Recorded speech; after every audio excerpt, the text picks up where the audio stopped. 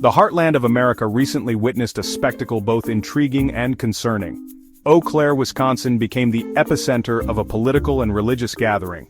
Thousands flocked to a massive tent pitched for a 4-day event. This was not just another revival, this was the Courage Tour, a movement designed to ignite the spirits of a specific segment of America. The attendees were largely white, reflecting a particular demographic drawn to the event's message.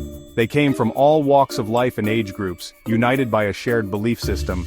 Many had traveled from other states, indicating the event's national appeal. They were drawn by the promise of spiritual awakening and political guidance. The air buzzed with anticipation. The attendees sought solace in a world they felt was slipping away. They sought leadership. They found it in the charismatic figures who took the stage. The event was carefully orchestrated with powerful speakers and moving musical performances. What they found at the Eau Claire Revival was more than just faith. It was a call to action, a merging of religious fervor and political ideology. It was a sign of the times, a reflection of the deep divisions within American society. Leading the charge at the Eau Claire Revival was Lance Wallnau, a self-proclaimed prophet. Wallnau gained notoriety in 2016. He popularized the idea of Donald Trump's presidency as divinely ordained. His message resonated with many who saw Trump as a flawed vessel chosen by God for a greater purpose. Wallnau, a master communicator, leveraged social media to build a loyal following. He fed them a steady diet of pronouncements about spiritual warfare and the need for Christian dominion in society.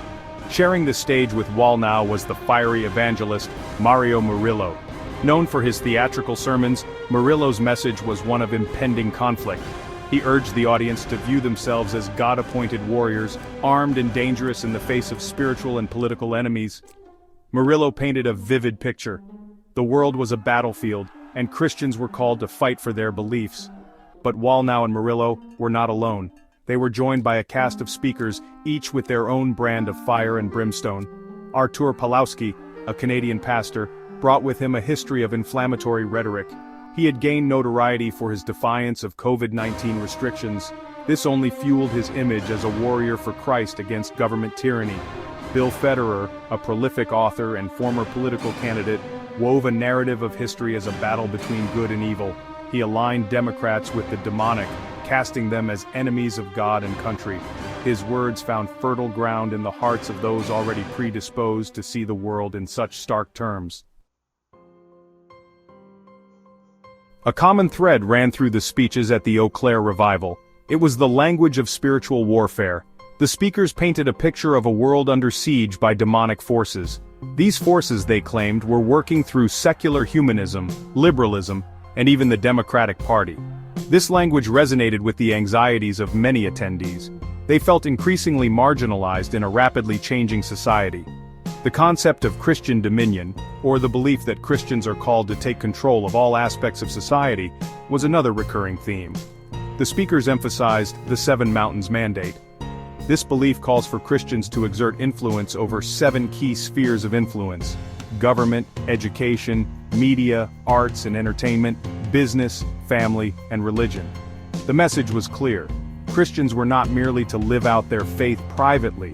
They were to actively shape the world in their image. The speakers urged the attendees to take concrete action. One of the most striking calls to action came from Joshua Standifer, founder of the Lion of Judah organization. Standifer encouraged attendees to become paid election workers. He framed this as a Trojan horse strategy, allowing Christians to influence the election process from within.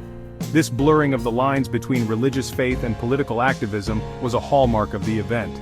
The Eau Claire Revival was not just about prayer and worship. It was about mobilizing a base, energizing them for the upcoming 2024 election. The speakers understood the power of fear and resentment.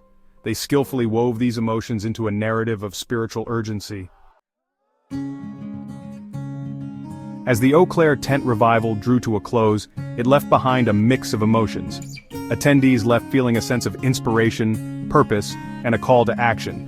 The event's message resonated deeply with many, solidifying their beliefs and fueling their determination to fight for their values in the public square. There was a palpable sense of camaraderie among the attendees, a feeling of shared purpose and belonging. However, the event also sparked concern among those who viewed its message as divisive and potentially dangerous. The blending of religious fervor with political rhetoric, particularly the language of spiritual warfare and the demonization of political opponents, raised alarm bells for many. Critics argued that such rhetoric could incite violence and further polarize an already divided nation. The Eau Claire Tent Revival served as a stark reminder of the growing influence of Christian nationalism in American politics. It highlighted the deep divisions within American society, particularly along religious and political lines.